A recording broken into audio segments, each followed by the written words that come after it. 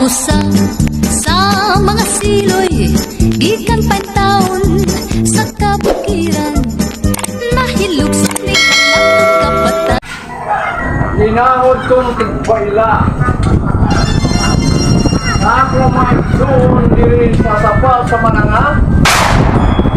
Agpaila-ila ko ninyo mga kaigsunan.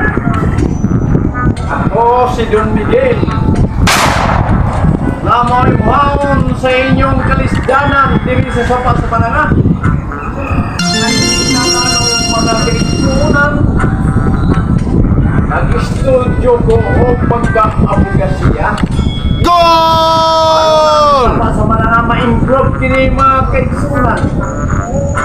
Ayaw na nato ang igsoon na kaluha ka si Mang Sinoy.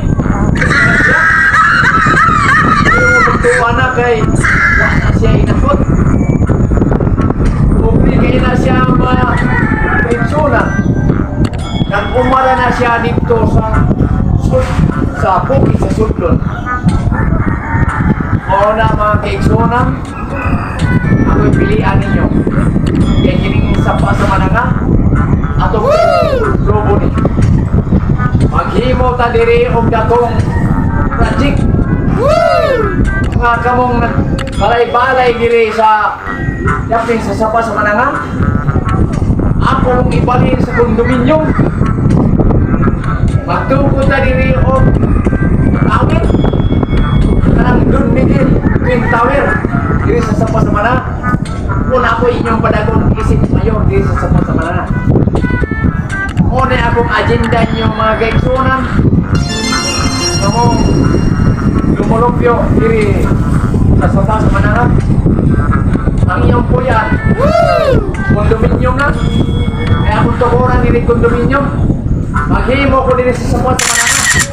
O Don Miguel Twin Tower sa sapa sa mananga. Maraming salamat. Mga kaigsunan, ayaw mo pagtuwa na akong kaluha mga kaigsunan. Mga ako na. Abogado pa na siya mga kaigsunan. Siya.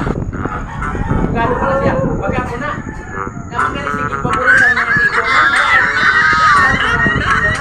Ayan, paboran mga kaigsunan. Ay, maray. Yan paboran. Yan, gibiyahan. Muna pag-abong kayo na. Kaya ka na siya. Abogado na siya mga kaigsunan. Oh no! Nagkastuan na niya para maabogado siya.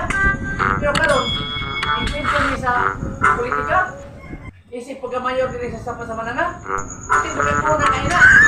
Ano mo?